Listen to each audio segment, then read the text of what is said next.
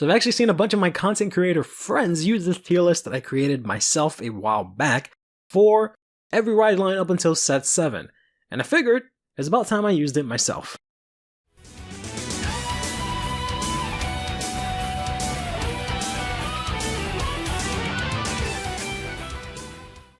So this is the tier list for overdress or standard, and we have here every single ride line, and we're just going to sort of sort them in order of what I think is really good and what I think is maybe not as good. The tiers themselves are somewhat self-explanatory, but let's go over them. Very good are going to be the decks that I think are extremely good, that are towards the top. Good are the decks that are maybe not as good as those decks, or not regarded as good as those decks, but are really good.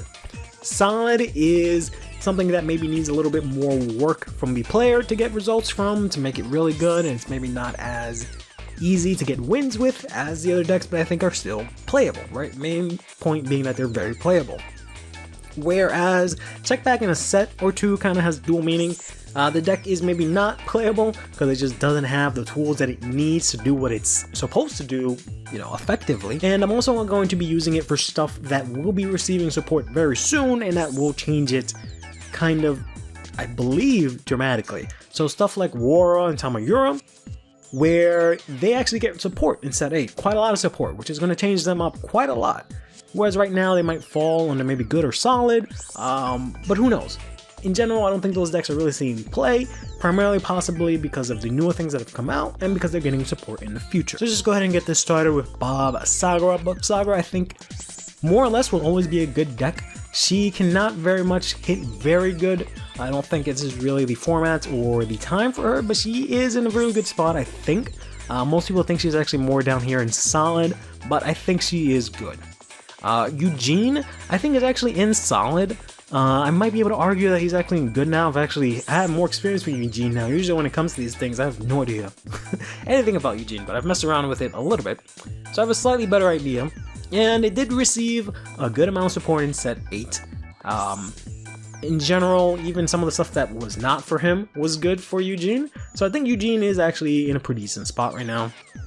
I would say the same about Nirvana Jiva. I know a lot of people think that Nirvana Jiva is just really bad right now, but I think it's fine. I think it has some really good tools, and I think there might be a way to use it effectively. I just really myself haven't put in the time to do so, but I think it has some good tools in its toolkit. It's just not being fully utilized, possibly because it doesn't have the full support that it needs. Mahar Nirvana on the other side I think is good.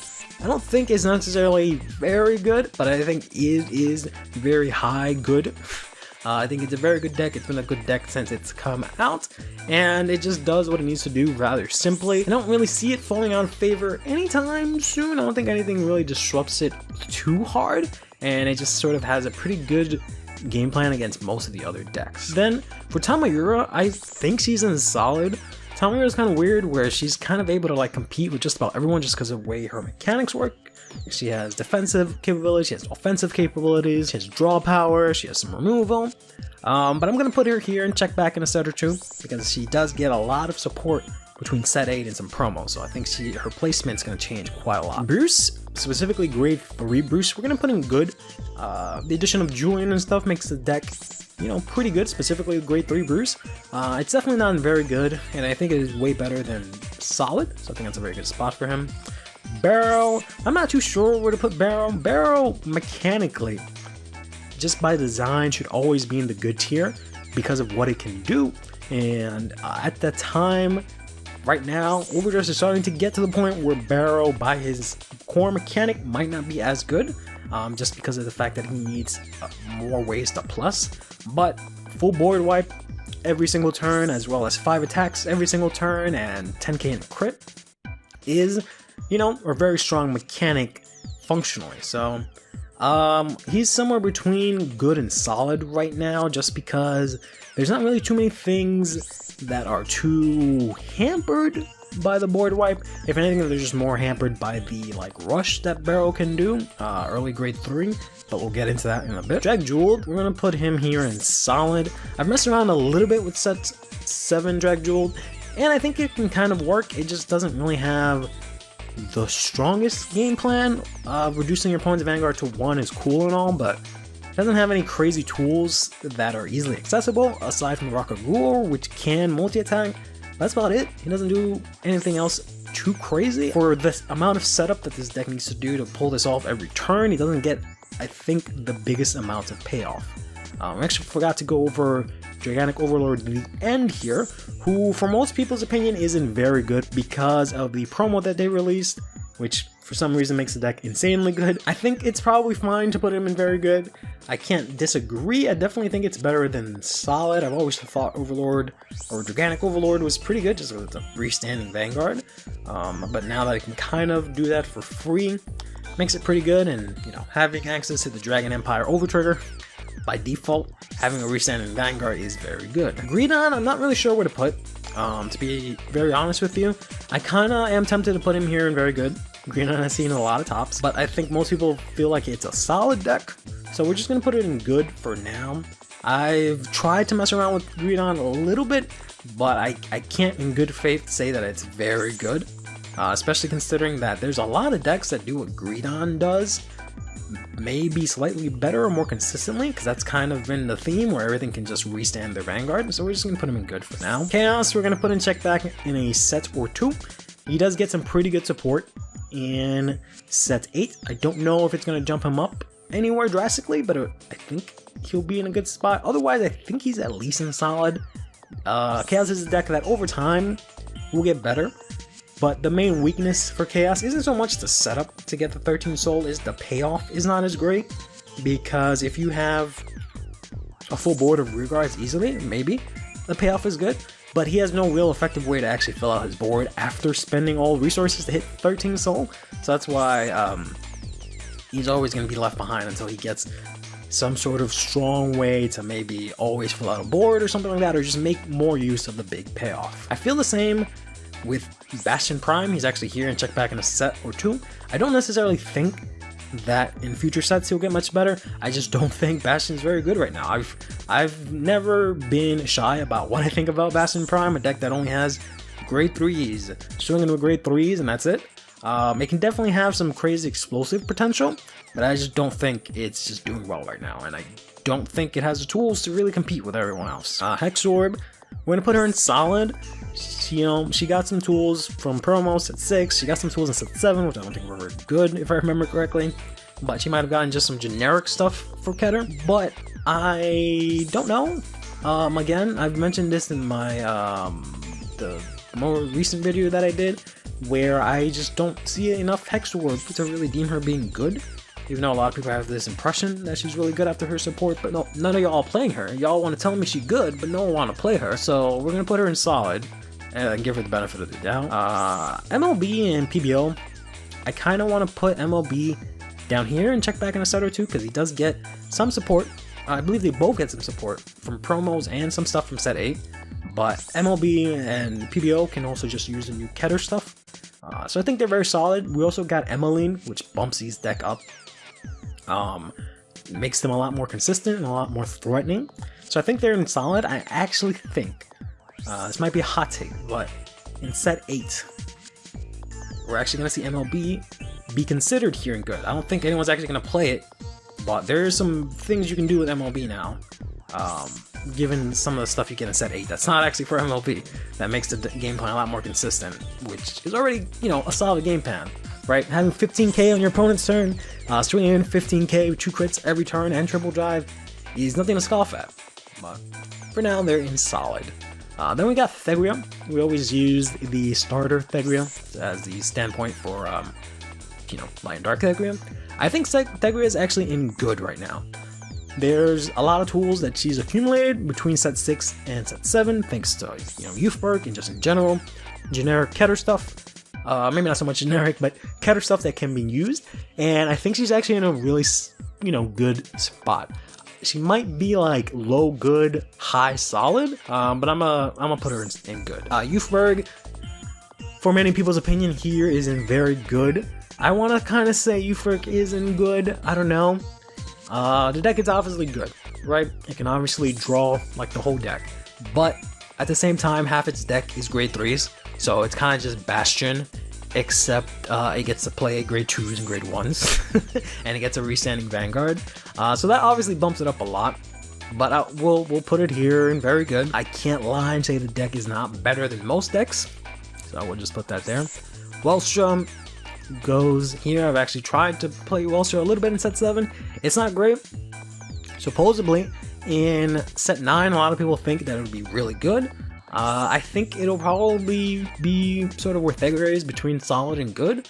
Once it gets that support, maybe more firmly in good, but it's not going to be, you know, very good, overwhelmingly good. Right? Heroes is a deck that I've been playing a lot, and I haven't actually been able to talk about on this channel as much as I'd like. But I actually think Heroes are good. Even considering they only have the one wave of support right now, I think Heroes are good. Their plan is fine. I feel like they can do and handle all the decks in solid relatively well enough that they can't be in solid. But I do feel some type of way of putting them in good, just because they're not like overwhelmingly strong and they do have some issues with these other decks. But we're going to put them in good just because they can multi-attack. They do have a lot of defensive capabilities, a lot of deck thinning. I think fundamentally the deck is very good, all my bias aside, but it's definitely not crazy strong. It definitely needs some more better ways to, some more stronger win cons, because right now its win con is get 3 bases, check triggers because your deck is really thin, and also have 4 attacks. But we just need maybe stronger rear guards to make use of those 4 attacks, and I just don't mean by like just raw power, but also maybe some sort of effects that let you plus a little bit more or endanger your opponent a little bit more. Because right now it's kind of just, you know, 3 kind of basic attacks. Eva, so one of those decks that everyone thinks is up here. I'm not too sure where to put Eva. I haven't really played against Eva too much. She doesn't do anything too crazy. She does nothings turns 1 and 2. She just, you know, ride, search order, play order, pass. You know, swing in, and that's about it.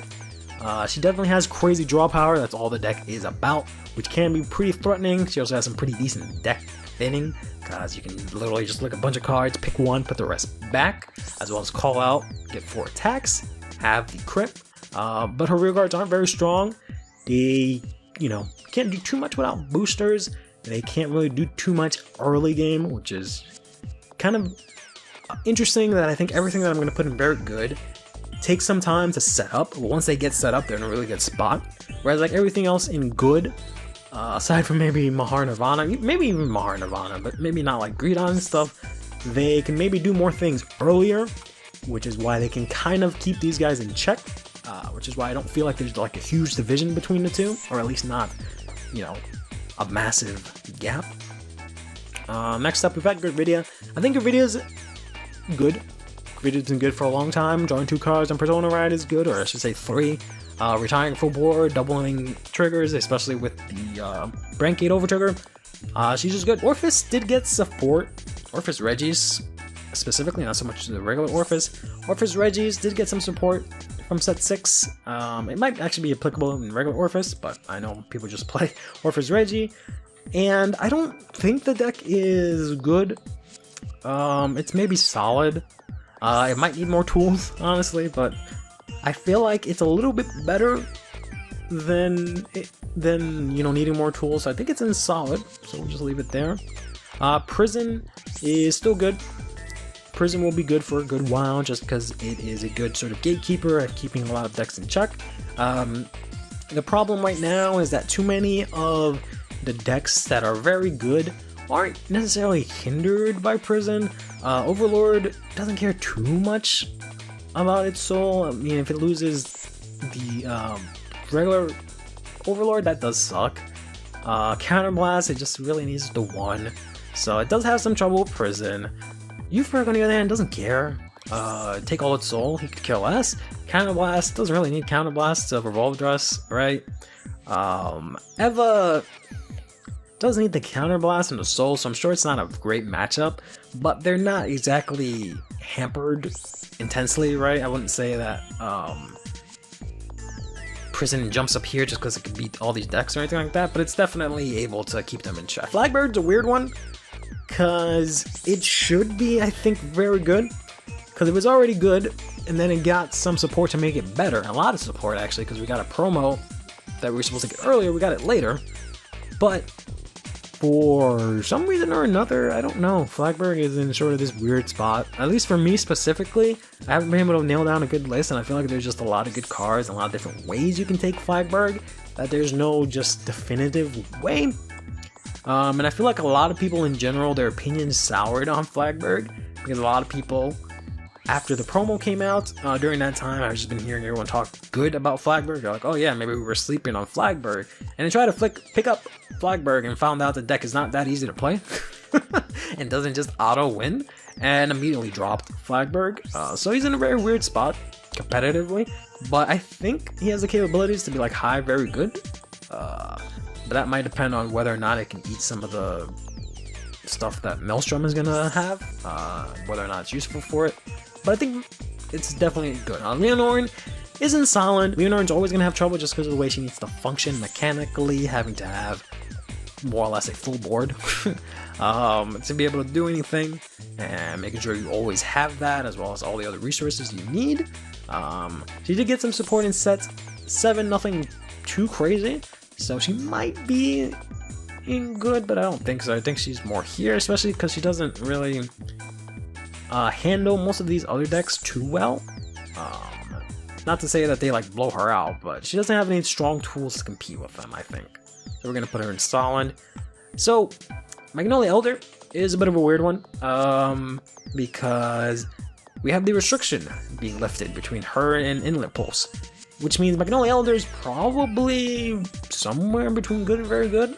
A lot of people have the impression that Magnolia Inlet was like the best deck that ever existed of all time, ever, and they think that is broken and it's going to be automatically here. I don't know if that's the case.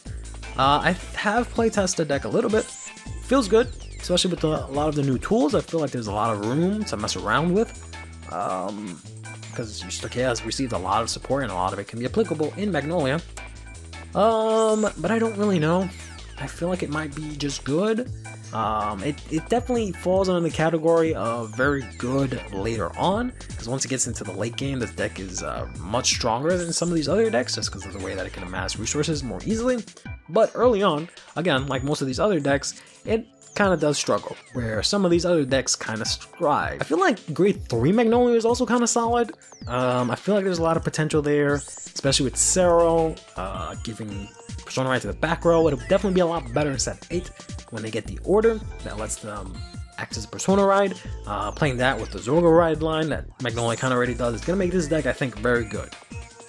We're going to put Aurora here, because right now I think it's like maybe in solid, especially with the promo that I got and everything, but we'll see what it's like after set 8. We're going to grab Zorga and put him in good. I think Zorga's in a really good spot, at least red Zorga. We're going to put blue Zorga here, because apparently that's seen some play as well, because of what is, you know, up here for some reason. I don't really know why, but I don't think blue and red are drastically different. So if red is good, I'm pretty sure blue is good, is my impression. You can maybe say the same about regular Orphis, but I just don't think anyone actually plays regular Orphis anymore. Then we go on to Lyrical Monasterio here.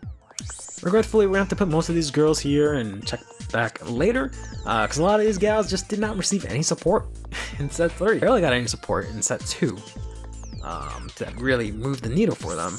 Herminia, I think, is in solid. I think she's fine. I think she's playable. Kairi, I still think is a very good deck, regardless of what people want to think that she's just garbage for whatever reason. All of a sudden, everyone's opinion soured on her as much as they did on Flagberg. Leonorn is a deck that I've been messing around with a lot, if you've seen any of the Dear Days streams, and I'm not sure. I want to say she's in solid. I don't think they want to give her any support for whatever reason, because she was just really strong, and they've kind of like, I don't know, she has like a lot of heat on her, like locker room heat, so they don't really want to give her any support, it seems. That's like really good, because she kind of outshone all of her original Lyrical Monasterio girls, but I think she's in a solid spot. Same for apparently Fortia. I always thought Fortia was fine, it's just everyone assumed that it loses to like Gravidia and that's it. That because it needs a full board and Gravidia exists, that this deck will never be good. Generalizing here. But Fortio's good just because, you know, people are realizing that restanding Vanguards are good. I think the deck's fine. Having to have a whole board of friends basically makes it exactly the same as Leonore. The only thing is that Leonore doesn't restand. So Fortio is a smudge better in that same game plan. Ballista, unfortunately, hasn't really seen anything. We're going to throw in all of the token Rambu guys here in there because they are getting an extra set in probably July or August for English, but I think it comes out in June in Japanese. So we'll see what that does for these fellas. I haven't played around with them in a long time, so I don't know how they compare to everyone else. We're gonna do the same for Record of Ragnarok because they just I've tried some of these decks and they just were not very impressive. So this is definitely they need some more support to do anything. The only one that I feel like might be able to do something eventually maybe is Sasaki, just because he's basically this weird like Narukami thing where you can like bind from drop. And with all these cards here, you know, doing stuff where they need stuff from drop, everyone, you know, plays some sort of Combined Rush or a Maple, does this, Dorkea needs all their stuff, right? He could have a place if you just made him a little bit more viable in terms of, you know, what he can do. But right now he's kind of unplayable, like most of this other nation is. Shaman King, I think Faust is probably one of the worst decks I've ever seen. I don't think that Hao and Janine are that great. Same thing with Chocolove. I think Haruhoro or Horohoro is fine. Lasurge, unbiasedly, I think is fine as well. Same thing with Tao. Unfortunately, the Wooden Sword Reel is not as great, and Yo is, you know, very good. Not very good, but he's good. He definitely doesn't need to be up here, but he's a good deck, and he can, again, keep these decks in check.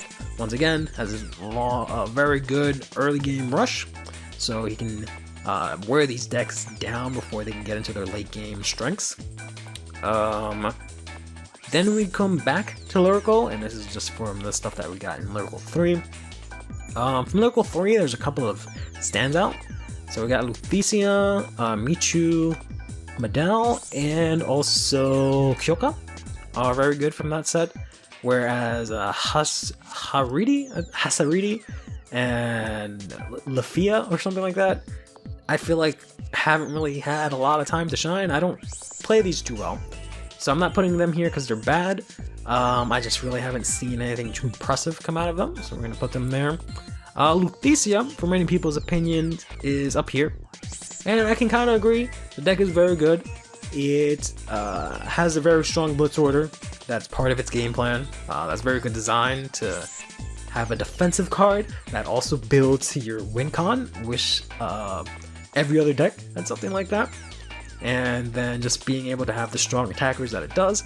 Once again, it can actually have pretty decent turns 2 and 3, but she doesn't really generate a lot of advantage, so she can get blown out by one of these more aggressive decks, which is again why I don't think the gap between these two tiers is that far, because they do kind of keep each other in check to an extent. Then we got ourselves Michi, or Michu.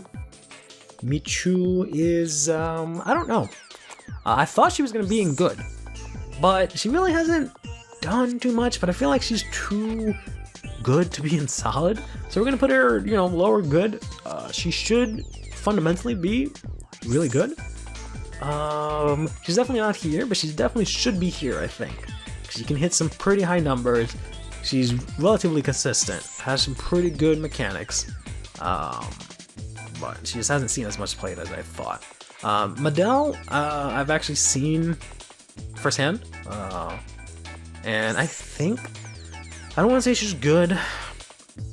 She's at least solid, because she does have some good fundamentals again. She just could use maybe some more slightly better support, maybe to make her things work a little bit easier, but I think she's, you know, teetering between good. So I think we'll just throw her in good for the sake of throwing her there. And then I've actually been messing around with Kyoka. This might be recency bias, to be honest, but I think Kyoka's actually really solid. I might have a list for her coming out pretty soon, but Kyoka's pretty good, not gonna lie. She can kind of do some pretty interesting things. So I think she's good. I feel like she's better than solid. I think she's actually good. That does it. Everyone else here is accounted for, or just doesn't have a standalone counterpart. Like, no one really just plays grade 3 Nirvana. Oh, forgot about Bruce. Whoops. Grade 4 Bruce. But yeah, everyone else is relatively accounted for in another form.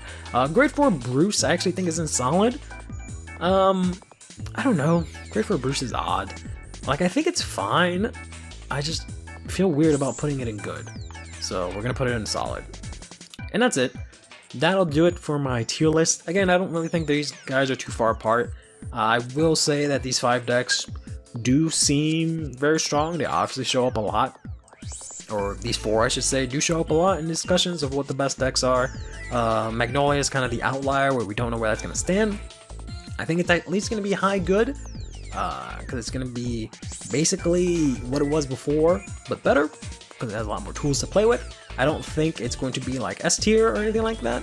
I can very easily just be mid-good, who knows? But we're just going to put it here for now. And I think that's about it. I think that's pretty reasonable. And that'll be the tier list for overdress in set 7. Take care of yourself, play Vanguard, and have yourself a damn good one.